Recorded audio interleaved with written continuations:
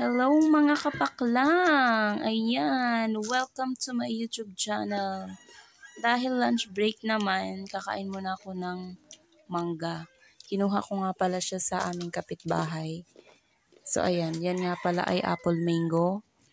Siya ay lasang libro daw, pero nung natikman ko naman ay lasang library nga. So ayan mga kapaklang, sinasawsaw ko nga lang pala yan sa asin. At saka hindi ko na siya binabaltan kasi gusto ko wala siyang balat be.